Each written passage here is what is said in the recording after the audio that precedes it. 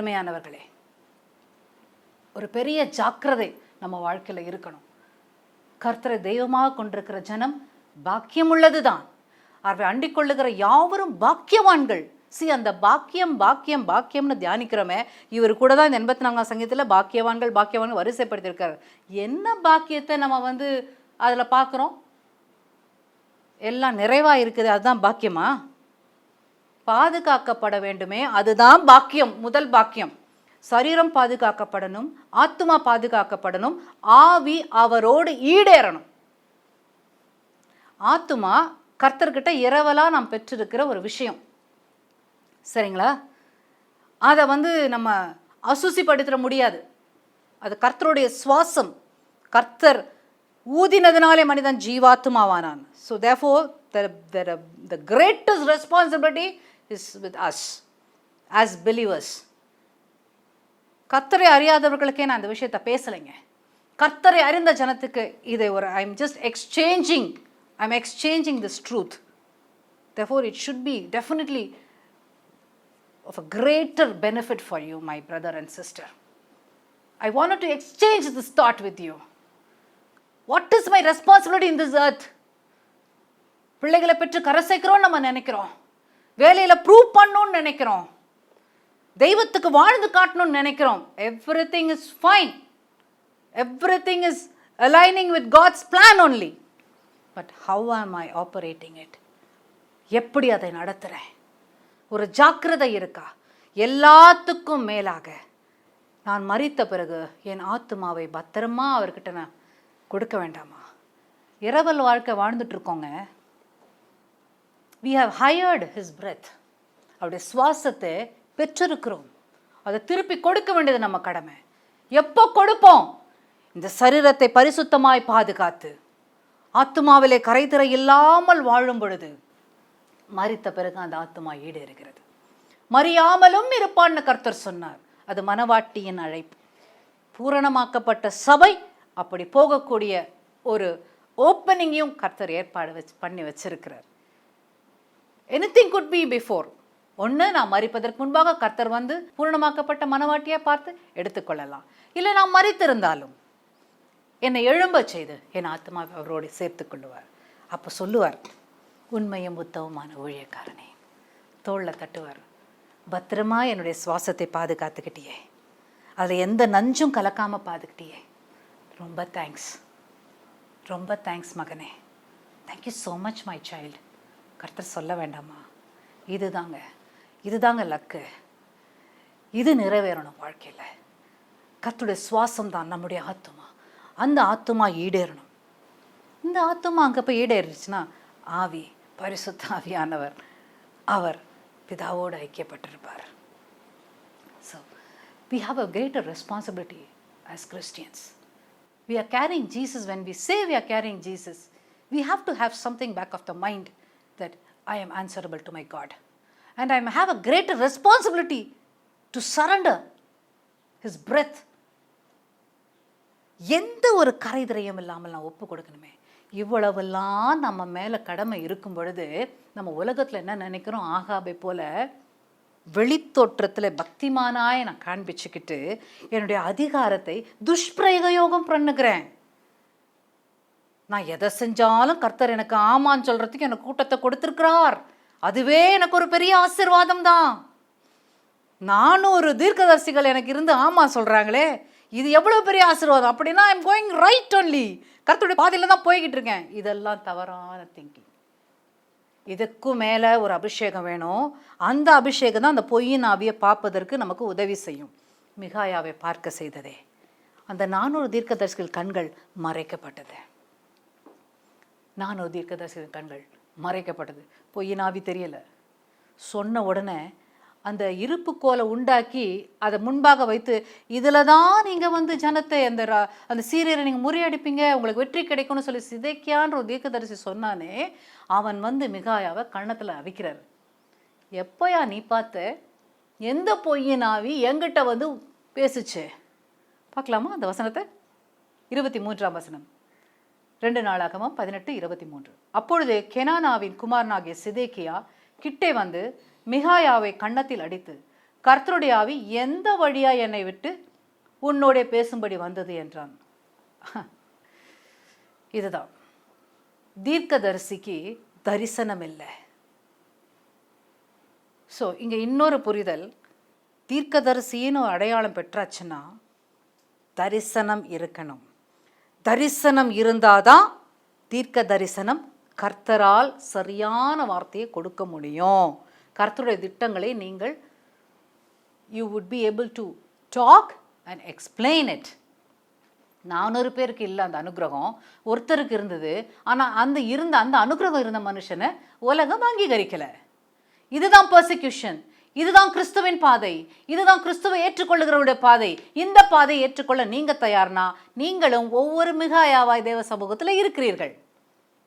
பொய்யின் ஆவியையும் பார்ப்பீங்க, தேவசேனையும் பார்ப்பீங்க, கர்த்தர் பேசுகிறதையும் பார்ப்பீங்க. எவ்வளவு பெரிய அருமையான ஒரு அனுபவம் இல்லை? இதுதானே முக்கியம். இங்கே இவர் சேனைகளின் கர்த்தாவேன்னு சொல்றார். கர்த்தருடைய சேனை இந்த தாசனுக்கு அவருடைய வாழ்க்கையில் ஒவ்வொரு நிமிஷமும் அருமையான தெய்வமாய் அனுபவிப்பதை பார்க்குறோம்.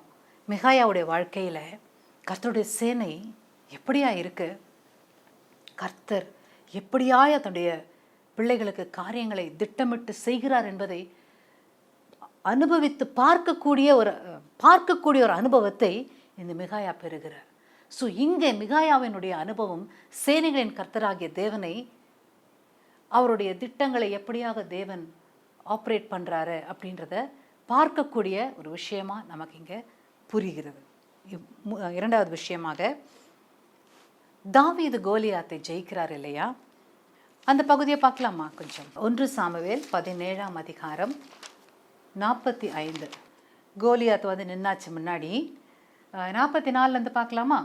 பின்னும் அந்த பெலிஸ்தன் தாவீதை பார்த்து, என்னிடத்தில் வா, நான் உன் மாம்சத்தை ஆகாயத்து பறவைகளுக்கும் காட்டு மிருகங்களுக்கும் கொடுப்பேன் என்றான். பிசாசு நம்மளை கவுத்து போட இந்த மாதிரி ஒரு பயமுறுத்தலெல்லாம் பேசும். உன் மாம்சத்தை கிழிச்சு போட்டு மிருகங்களுக்கு இரையாக கொடுப்பதற்கு நான் ரெடியாக இருக்கேன். ஸோ இந்த சத்தத்தை கேட்கும்பொழுதெல்லாம் இந்த தாவீதை பார்த்த தரிசனம் நமக்கு முன்பாக வரணும், நம்ம கண்களுக்கு முன்பாக வரணும். ஏன்னா நாமும் சேனைகளின் கர்த்தர் சொல்லி தானே ஜெபிக்கிறோம். அப்போ அந்த சேனைகளின் கர்த்தர் மிகாயாவோடு அவருடைய காரியங்களை எப்படியெல்லாம் திட்டமிடுறாருன்றதை காண்பித்த அதே சேனைகளின் கர்த்தர் இங்கு தாவீதோடு இந்த சேனைகளின் கர்த்தர் எப்படிப்பட்டவர் என்பதை காண்பிக்கக்கூடிய அதே தரிசனத்தை நமக்கும் கொடுப்பாரா இல்லையா? இவர் எப்படி பார்க்கிறார் இவருடைய சேனைகளின் கர்த்தரை பார்க்கலாமா? அதற்கு தாவீது பெலிஸ்தனை நோக்கி, நீ பட்டயத்தோடும் ஈட்டியோடும் கேடகத்தோடும் என்னிடத்தில் வருகிறாய், நானோ நீ நிந்தித்த இஸ்ரவேலுடைய இராணுவங்களின் தேவனாகிய சேனைகளுடைய கர்த்தரின் நாமத்திலே உன்னிடத்தில் வருகிறேன். இன்றைய தினம் கர்த்தர் உன்னை என் கையில் ஒப்பு கொடுப்பார். நான் உன்னை கொன்று உன் தலையை உன்னை விட்டு வாங்கி பெலிஸ்தருடைய பாளையத்தின் பிணங்களை இன்றைய தினம் ஆகாயத்து பறவைகளுக்கும் பூமியின் காட்டு மிருகங்களுக்கும் கொடுப்பேன். அதனால் இஸ்ரவேலின் தேவன் ஒருவர் உண்டு என்று பூலோகத்தார் எல்லாரும் அறிந்து கொள்வார்கள். தாவீது பார்த்த சேனைகளின் தேவன் யாருன்னா, பூலோகத்தார் யாரும் அந்த தெய்வத்தை யார் என்று புரிந்து கொள்ளக்கூடிய அளவுக்கு என்னுடைய விசுவாசத்தை கர்த்தர் மேன்மைப்படுத்துகிற தெய்வமாய் தாவீது பார்க்கிறார்.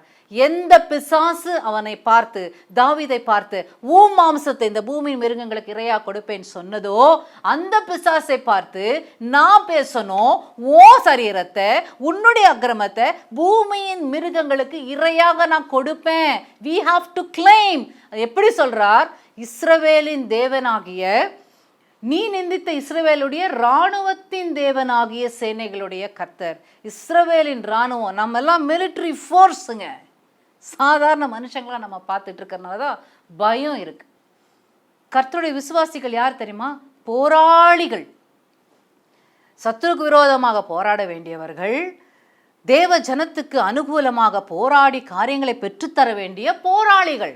we are warriors. நம்ம ஒரு பெரிய மிலிட்ரி ஃபோர்ஸாக நம்ம இருக்கிறோன்றதை இந்த வார்த்தையில் புரியுது. இஸ்ரவேலின் இராணுவங்களின் தேவன். நான் இஸ்ரவேலனா இல்லையா? நீங்கள் இஸ்ரவேலரா இல்லையா? I am not talking about the tribe. நான் கோத்திரத்தை குறித்து பேசலை, ஆவிக்குரிய இஸ்ரவேலன் அடையாளத்தின் அடிப்படையிலே பேசிக்கிட்டு இருக்கேன். ஆவியானவரின் பிள்ளைகள் தானே. ஆவியானவர் உங்களை அனுக்கிரகித்திருக்கிறாரா? நீங்கள் அவர் அங்கீகரிச்சிருக்கிறீங்களா? ஆபிரகாமின் விசுவாசத்துக்குள்ளே நீங்கள் வந்திருக்கீங்களா? ஆபிரகாம் உங்கள் விசுவாசத்தின் தகப்பனா ஏற்றுக்கொண்டிருக்கிறீர்களா? அப்போ நீங்கள் இஸ்ரவேலர் தானே. நீங்கள் இஸ்ரவேலர்னா நீங்கள் எப்படிப்பட்ட இராணுவம்? உங்களுடைய இராணுவத்தின் பெயர் என்ன? கர்த்தரின் இராணுவம். அந்த கர்த்தரின் இராணுவம் எப்படி இங்கே அட்ரஸ் பண்ணப்படுகிறது? இஸ்ரவேலின் சேனைகள். Army of Israel. எப்படிப்பட்ட ஒரு அடையாளத்தை பெற்று இன்னைக்கு நம்ம வாழ்ந்துட்டு இருக்கோம். ஆனால் நாம தான் என்ன, அவ்வளோ டிஸ்கரேஜிங் ஸ்பிரிட், அவ்வளோ ஒரு டிசப்பாயின்மெண்ட், என்ன ஒரு புரிதலே இல்லை, நான் யாருன்ற புரிதலே இல்லை. அதனால தான் எந்த சூழல் வந்தாலும் சின்ன ஒரு டிஸ்டர்பன்ஸ் வந்தாலும் அப்படியே நொறுங்கி போயிடுறோம்.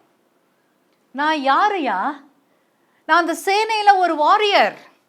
நான் அந்த மிலிட்ரி ஃபோர்ஸில், தேவனுடைய மிலிட்ரி ஃபோர்ஸில் நான் ஒரு வாரியர். மிலிட்ரி ஃபோர்ஸ் நான் என்னை காப்பாற்றுவதற்காகவே தெரிந்து கொள்ளப்படுகிற ஜனம். பராக்கிரமசாலியத்தான் மிலிட்ரியில் எடுப்பாங்க. நொந்து போனதையும் நசல் கொண்டதையும் மிலிட்ரியில் எடுக்க மாட்டாங்க. நோஞ்சாங்கோடியெல்லாம் மிலிட்ரியில் எடுக்க மாட்டாங்க. திடகாத்த தேகம் உள்ளவர்கள், காண்டாமிருகத்து கொத்த பலன் உள்ளவர்கள் தான் மிலிட்ரி ஃபோர்ஸ். அப்படிப்பட்டவங்களுக்கு தான் அங்கே எலிஜிபிலிட்டி. ஸோ நாம இஸ்ரவேலர்கள், காண்டாமிருகத்து கொத்த பலன் நமக்கு இருக்கு. நாமும் அந்த சேனை. இந்த சேனை யாருடைய சேனை? கர்த்தருடைய சேனை. ஸோ ஆண்டவர் தன்னை எப்படி அழைக்க விரும்புகிறார்? தாவீதின் குமாரன் என்று அழைக்க விரும்புகிறார். ஈசாயின் அடிமரத்திலிருந்து தோன்றினவர் என்று அழைக்க விரும்புகிறார். இதெல்லாம் மனுஷனுடைய பேரு. எப்படி ஆண்டவர் தன்னை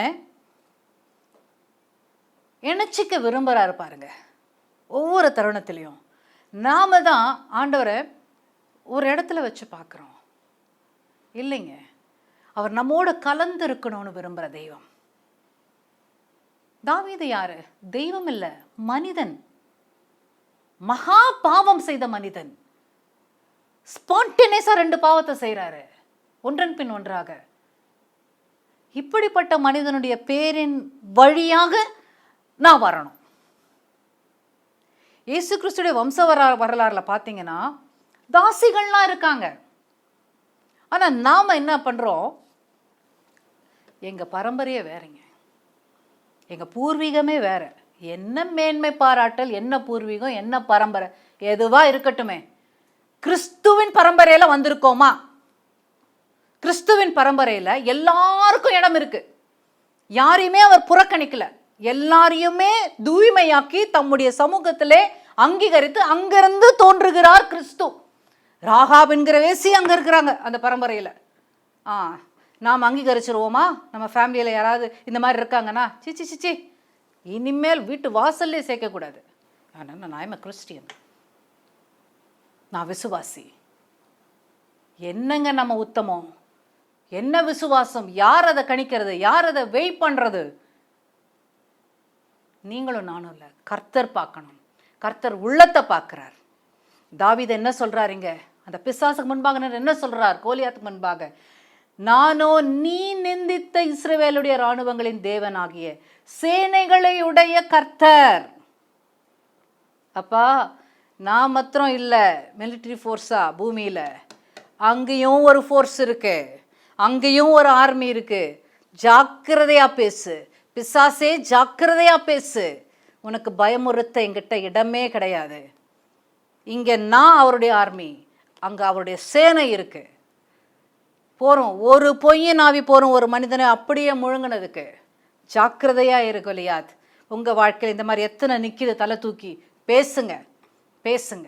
இந்த சங்கீதக்காரன் சொன்ன அந்த சேனைகளின் தேவன் என்னுடைய தாவீது ஐயாவுக்கு எப்படி காட்சி அளிக்கிறார்? வெற்றி நாயகனாய் காட்சி அளிக்கிறார். அந்த சேனைகளின் கர்த்தர் எப்படி காட்சி அளிக்கிறார்? வெற்றி நாயகனாய் மாத்திரமல்ல, தாவீதே நீயும் என் சேனையிலே ஒரு வாரியர். அந்த இடத்துல உங்க பேரை போட்டுட்டு சொல்லுங்க, கர்த்தர் சொல்ற மாதிரி. Catherine, you are one among the warriors. உங்க பேரை சொல்லுங்க, I am one among the warriors in God's army. In God's army. In this earth. Until I see my Lord in glory. ஆண்டவரை மகிமையிலே பார்க்கும் வரை இந்த பூமியிலே நான் தேவ சேனையிலே நான் ஒரு வீராங்கனை, நான் எம் வாரியர், நான் ஒரு போராளி. சொல்லுங்களேன். மூன்றாவதாக, இறுதியாக, இந்த சேனைகளின் கர்த்தர் ஒரு அரசனுக்கு. நம்ம துவக்கத்தில் பார்த்தோம், முதல்ல ஒரு தீர்க்கதரிசி, அதான் மிகாயா. இன்றொன்று ஒரு விசுவாசி, அதுதான் நம்ம தாவீதையா. இப்பொழுது இறுதியாக ஒரு அரசன். 2 நாளாகமம் 14ஆம் அதிகாரம். அங்கு ஆசா அரசனை குறித்து நம்ம பார்க்க முடியுது. இவர் யூதாவின் 3வது அரசனாக அறியப்படுறாரு. இவர் தேவ சமூகத்திலே ரொம்ப உத்தம அரசனாய், பிசாசின் வழிபாடுகளெல்லாம் முறித்து போட்ட அரசனாய் காணப்படுகிறார். அவருக்கு தேவன் பாராட்டுகிற அனுகூலத்தை தான் நம்ம இங்கே பார்க்குறோம். அந்த அனுகூலத்தில் தான் இவர் சேனைகளின் தேவனை எப்படியாக பார்க்கிறான்றதை நம்ம தியானித்து இது நிறைவு செய்யலாம், பார்க்கலாம். 2 நாளாகமோ 14 8ஆம் வசனத்திலிருந்து பார்க்கலாம். யூதாவிலே பரிசையும் ஈட்டியும் பிடிக்கிற 3,00,000 பேரும், பென்யமீனிலே கேடகம் பிடித்து வில்லை நாணேற்றுவதற்கு 2,80,000 பேருமான சேனை ஆசாவுக்கு இருந்தது. 3,00,000 + 2,80,000, டோட்டலாக 5,80,000 வாரியர்ஸ். என்ன இவ்வளவு 5,80,000 மக்கள் நிறைந்த சேனை ஆசாவுக்கு இருந்தது. ஆனால் அடுத்த வசனத்தில் நீங்கள் பாருங்கள், அதுக்கு டபுளாக ஒரு எனிமி வராப்பில் ஒரு ஃபோர்ஸ் வருது, பார்க்கலாம். 9ஆம் வசனம். அவர்களுக்கு விரோதமாக எத்தியோப்பியனாகிய சேரா 10,00,000 பேர்களை சேர்ந்த சேனையோடும் 300 ரதங்களோடும் புறப்பட்டு மரேசா மட்டும் வந்தான். எத்தியோப்பிய சேனை மோர் தென் டபுள் பலத்தோடு வந்து நிற்கிது அந்த பிசாசு. யாருக்கு விரோதமா? ஆசாவுக்கு விரோதமாய். ஆனால் ஆசாவை பற்றி நம்ம என்ன பார்க்குறோம்? அதே அதிகாரத்தில் 2வது வசனம் பார்த்தீங்கன்னா, ஆசா தன் தேவனாகிய கர்த்தரின் பார்வைக்கு நன்மையும் செம்மையானதை செய்தான். நான் நல்லது தான் செஞ்சேன், தேவனுக்காக சகலவற்றையும் தாங்கிக் கொண்டேன், செம்மையானதான் என் இருதயம் வாஞ்சித்தது. ஆனால் எனக்கு தான் என் பலத்தை காட்டிலும் 2 பலம் கொண்டு பிசாசு வந்து நின்று தலைவிரிச்சு ஆடுதே, நான் என்ன செய்வேன்? இப்படி தானே நினைக்கிறோம். சில நேரத்தில் சுயநீதி தலை தூக்க ஆரம்பித்து இப்படி தானே வார்த்தைகள் பேசுகிறோமோ இல்லையோ, இருதயத்தில் நினச்சிடுறோமே. ஆண்டவர் என்ன சொல்கிறார்? நீ செஞ்சா பாவம்னு சொல்கிற, நான் நினச்சாலே பாவம்னு சொல்கிறேனேப்பா. அப்படி தாங்க ஆண்டவருடைய காரியங்கள். பேசவே வேண்டாம். இருதயத்தில் யோசிச்சிட்டிங்கன்னா அது பாவம் ஆயிடுது. அதையே வேற மாதிரி நினச்சி பார்ப்போம். இருதயத்தில் நீங்கள் பேசவே வேண்டாம், கிரியை செய்யவே வேண்டாம். இருதயத்தில் எதையாவது குறித்த ஒரு மனத்தாங்கள், என் பாவத்தை குறித்த மனத்தாங்கள். ஐயோ, நான் பேசியிருக்க கூடாதே, நான் நினச்சிருக்க கூடாதே, நான் செஞ்சிருக்க கூடாதே நினைக்கிறீங்க தெரியுமா? அப்போவே விடுதலை கிடைச்சிருது உங்களுக்கு. ஏன்னா இருதயத்தை பார்க்கிற தேவன். ஆண்டவர் என்ன சொல்கிறார்? நீ செஞ்சிருக்க கூடாதே, நினச்சிருக்க கூடாதே நினைக்கும் போதே நீ வந்து என்கிட்ட மன்னிப்பு கேட்டது தான் நான் பாவிச்சிட்டேம்மா. இப்படிப்பட்ட தெய்வத்தை தான் நம்ம சொந்தமாக வச்சிருக்கிறோம் அருமையானவர்களே. ஆசா என்ன செஞ்சார்? ஒர்க்டப் ஆகவே இல்லை, அருமையான ஒரு ஜெபத்தை ஏறெடுக்கிறார். என்ன சொல்கிறார் பார்க்கலாம், 10லிருந்து பார்க்கலாம். அப்பொழுது ஆசா அவனுக்கு எதிராக புறப்பட்டான். மரேசாவுக்கு அடுத்த செப்பத்தா என்னும் பள்ளத்தாக்கிலே யுத்தத்திற்கு அணிவகுத்து நின்றார்கள். வந்தாச்சு, டபுள் த ஃபோர்ஸ் வந்து நிற்கிது. இவரும் வந்து நின்றுட்டாரு. நின்ன பிறகு இவர் செய்கிற ஒரே ஒரு ஜெபம். எதிரி வாசலில் வந்து நின்றுட்டாலும் பரவாயில்ல, நீங்கள் ஏறெடுக்கிற ஜெபத்தில் அங்கே காரியமே தலைகீழ, சீனே வேற மாதிரி மாறுது. எப்படி மாறுது? என்ன ஜெபம் பண்ணுறார்? 11ஆம் வசனம். ஆசா தன் தேவனாகிய கர்த்தரை நோக்கி கூப்பிட்டு, கர்த்தாவே, பலமுள்ளவனுக்காகிலும் பலனற்றவனுக்காகிலும் உதவி செய்கிறது உமக்கு லேசான காரியம். என்ன ஜெபம் இது! எவ்வளோ ஞானம் உள்ள வார்த்தை வந்து விழுது பாருங்க. எவ்வளோ தன்னை தேவ கரத்தில் ஒப்பு கொடுத்திருந்தா இந்த மாதிரி ஜெபம் வரும். நான் பலன் இல்லாமல் இருக்கிற ஆண்டவரே எனக்கு உதவி செய்யுங்கன்னு கேட்கல, பலன் இருந்தாலும் இல்லாவிட்டாலும் எனக்கு உதவி செய்யணும். என்ன அர்த்தம்? பலன் இருக்கிறவனுக்கு எதுக்கு உதவி? பலனே இல்லாமல் நொடிச்சு போயிருக்கிறவனுக்கு தானே உதவிக்கரம் வேணும். ஆனால் பலன் இருக்கிறவனுக்கும் உதவி வேணும்னு சொல்லி ஆசா ஜெபிக்கிறார். என்ன அர்த்தம்னா, நான் உலகத்தில் எவ்வளோ சம்பத்து எனக்கு இருந்தாலும், எவ்வளோ மேன் பவர் இருந்தாலும், எவ்வளவு கோடி கோடியாக கொட்டி இருந்தாலும், நீங்கள் இல்லைன்னா நான் பெண்ணுமே இல்லைப்பா, ஐ எம் ஜீரோ. இந்த எண்ணம் அங்கே அந்த ஆகாபுக்கு இல்லை, இந்த அரசனுக்கு இருக்கு. பலனுள்ளவனுக்கும் பலனற்றவனுக்கும் உதவி செய்வது லேசான காரியம். ஆனால் ஆண்டவர் உதவி செய்யணும்னா இந்த சப்மிஷன் வரணும், இந்த புரிதலோடு கூடிய submission. Understanding and submission together will give you success. புரிதலே இல்லை, அதனால தான் நிறைய ஜபங்களுக்கு பதிலே கிடைக்கல. எவ்வளவோ பல்ல கடிச்சிட்டு நான் பொறுமையாக இருக்கேன், ஆண்டவரே எப்போ எனக்கு விடிவு கொடுக்க போறீங்க, எப்போ இந்த பிரச்சனைலேருந்து விடுதலை கொடுக்க போறீங்க, எப்போ என் வாழ்க்கை ஒரு செழிப்பை பார்க்கும், எப்போ பார்க்கும். ஏமா நீ ஜெபிக்கிற ஜெபத்தில் ஒரு புரிதல் இருக்கா? என்ன புரிதல்? ஏன் இந்த சூழல்ன்ற புரிதல். இரண்டாவது, நான் நோக்கி பார்க்கிற தெய்வம் எப்படிப்பட்டவர்ன்ற புரிதல். பலன் இருந்தாலும் பலன் இல்லாட்டாலும் நான் தானே உனக்கு செய்கிறேன், அந்த புரிதல். இந்த புரிதல் பலன் இருக்கும்போது வரவே வராது. அது வந்துட்டுதுன்னா, அந்த புரிதல் வந்துருச்சுன்னா, you are the right believer. I would say my dear Asa was a right king. The people were so blessed to have such a king with such an understanding about the Lord whom he is worshipping. தன்னுடைய வாழ்க்கையில ஆராதிக்கிற தேவன் யார் என்கிற பரிபூர்ண புரிதல் இருந்த ஒரு அரசனாய் இருந்திருக்கிறாரே, அவர் கீழாக வாழ்ந்து கொண்டிருந்த மக்கள் பாக்கியவான்கள். அருமையான தகப்பன்மாரே, தாய்மாரே, உங்ககிட்ட நான் கேட்குற விஷயங்கள், இந்த பாக்கியம் உங்கள் பிள்ளைகளுக்கு வேணும். அதுதான் அவங்கள தப்பு வைக்கும். என்ன, நீங்கள் ஏறெடுக்கிற ஜெபத்தில் நீங்கள் ஜெபிக்கிற யாரை பார்த்து ஜெபிக்கிறீங்களோ அந்த தெய்வத்தை குறித்த ஒரு புரிதல், கடந்து போகிற சூழலை குறித்த ஒரு புரிதல் இருந்ததுன்னா your family is a blessed family. Your children are blessed. கர்த்தர் ரொம்ப பிரியப்படுவார் உங்கள் ஜனத்தின் மேலே, உங்கள் மேலே. They were so blessed. என்ன ஒரு அண்டர்ஸ்டாண்டிங்கோட ஒரு ஜெபம். பலன் இருந்தாலும் இல்லாட்டாலும் நீங்கள் தான்ப்பா எங்களை வாழ வைக்கிறீங்க, எனக்கு நல்லா தெரியும், தயவு செஞ்சு இப்போ இந்த சூழல்லையும் நீங்கள் தான் என்னை ஜெயிக்க வைக்கணும். ஜெயிக்க வைக்கணும்னு கூட தப்பு வச்சிருங்க, இந்த எதிரி வைக்கப்பட்டு போகும்படியா செய்திடுங்க. பலன் உள்ளவனுக்காகிலும் பலனற்றவனுக்காகிலும் உதவி செய்கிறது உமக்கு லேசான காரியம். எங்கள் தேவனாகிய கர்த்தாவே, எங்களுக்கு துணை நில்லும். உம்மை சார்ந்து உம்முடைய நாமத்தில் ஏராளமான இந்த கூட்டத்திற்கு எதிராக வந்தோம். கர்த்தாவே, நீர் எங்கள் தேவன், மனுஷன் உம்மை மேற்கொள்ள விடாதேயும். என்ன ஒரு புரிதல். நிற்கிறவன் வெறும் மனுஷன்தான்ப்பா. அவன் எத்தனை ஃபோல்டு படையோடு வந்தாலும் சரி, டபுள் ஃபோல்டாக இருந்தாலும் சரி, ட்ரிபிள் ஃபோல்டாக இருந்தாலும் 100 ஃபோல்டாக இருந்தாலும் சரி, மேன் ஃபோர்ஸோட நின்னாலும் சரி. நாங்களும் நின்றுட்டோம்.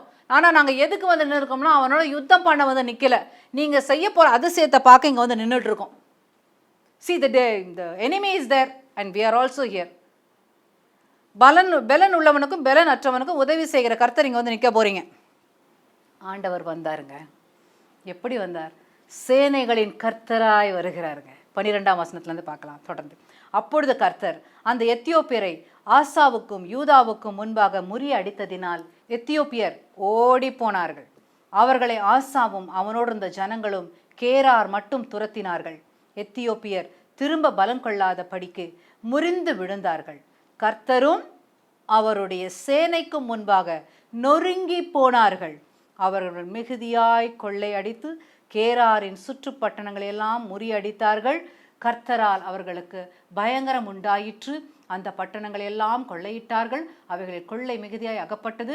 மிருக ஜீவன்கள் இருந்த கொட்டாரங்களையும் அவர்கள் இடித்து போட்டு திரளான ஆடுகளையும் ஒட்டகங்களையும் சாய்ந்து கொண்டு எருசலேமுக்கு திரும்பி போனார்கள். வெற்றி கிடைச்சிருச்சு. வெற்றியோட சகல விதமான காரியங்களையும் பெற்றுக்கொண்டு அவங்க திரும்பி போனாங்க. இதுக்கு யாரு காரணம்? தெய்வம் காரணம். அந்த தெய்வம் எப்படியாக செயல்பட்டார்? சேனைகளின் தெய்வமாய், சேனைகளின் கர்த்தராய் அங்கு நின்றார். அந்த சேனையை பார்த்தோன்னே இந்த பிசாசின் சேனை நிற்க முடியல, ஓடி போயிருச்சு. வந்த வேகத்திலேயே ஓடி போனது. எல்லாத்தையும் விட்டுட்டு அப்படியே போறது. இங்கு ஆசாவின் பார்வையிலே தன்னுடைய சேனைகளின் தேவனாகிய கர்த்தரை அவர் எப்படியாக பார்க்கிறார்? எதிரி உளுந்தடிச்சு ஓடுகிற ஒரு செயல்பாட்டை பார்க்கிறார். நாம எப்படி பார்க்க போறோம்? ஆசாவின் அனுபவம் வேணுமா? கிடைக்கும். மிகாயாவின் அனுபவம் வேணுமா? நிச்சயமா கிடைக்கும். தாவீது ஐயாவின் அனுபவம் வேணுமா? கண்டிப்பா கிடைக்கும். ஏன்னா சேனைகளின் கர்த்தர் என்கிற நாமத்தின் அர்த்தத்தை இன்னைக்கு நாம் எல்லாம் புரிஞ்சிட்டு இருக்கோம். இப்போ நம்ம எப்படி ஜெபிக்க போறோம்? அவங்க சொல்லி கொடுத்ததுனால நான் லார்ட் ஆஃப் ஹோஸ்ட்னு நான் ப்ரே பண்ண போறதில்ல. Because I gone through the classes, my theological classes, I would address my Lord as Lord of hosts. No. I have read the testimonies from the Bible. வேதத்திலிருந்து எல்லா சாட்சிகளும் நான் இப்போ பார்த்துருக்கேன். 3 பேரை தியானிச்சிருக்கேன். அந்த 3 அனுபவமும் நானும் பெற போகிறேன். அந்த தைரியத்தோட, அந்த உரிமையோட என் கர்த்தரை நோக்கி, சேனைகளின் கர்த்தாவே, உம்முடைய வாசஸ்தலங்கள் எவ்வளவு இன்பமானவைகள். Beautiful, beautiful. ஒப்பு கொடுக்கலாமா? ஜெபிக்கலாமா? நிச்சயமா உங்களுக்கும் மிகாயாவை போல, தாவீது ஐயாவை போல, ஆசாவை போல என் சேனைகளின் தேவனாகிய கர்த்தர் உங்களோடு இடைப்பெறுவார். அருமையானவர்களே, ஜெபிக்கலாம். அன்பின் பரலோக தகப்பனே, இந்த நல்ல நாளுக்காக நன்றியோடு நாங்கள் துதிக்கிறோம்.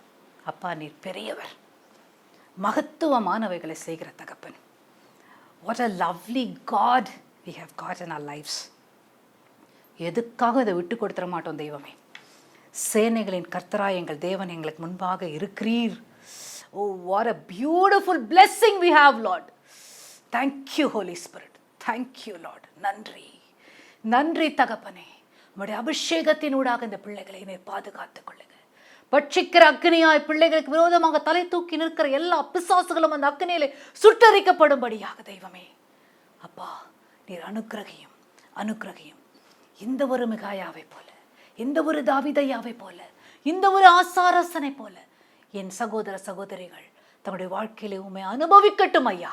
ஒப்பு கொடுக்கிறேன், ஜெபிக்கிறேன் ஐயா. விடுதலை நாயகனாய் இருந்து நடத்தும். மீண்டுமாக சொல்லுகிறோம், தைரியத்தோடு சொல்லுகிறோம், புரிதலோடு சொல்லுகிறோம், உரிமையோடு சொல்லுகிறோம். சேனைகளின் கர்த்தாவே, உம்முடைய பிராகாரங்களில் பிரவேசிப்பது எவ்வளவு இன்பமானது. உம்முடைய பிரசன்னம் அருமையானது ஐயா. இதை தக்க வைத்துக் கொள்ள எல்லா அறிவையும் புத்தியும் எங்களுக்கு தந்திடும். காத்துக்கொள்ளும், வழி நடத்தும். துதி கன மகிமை உமக்கு செலுத்துகிறேன். மீட்பெரும் ரட்சகருமாக இயேசுவின் நாமத்தில் ஜெபிக்கிறோம் ஜீவனுள்ள பிதாவே. ஆமென், ஆமென். God bless you.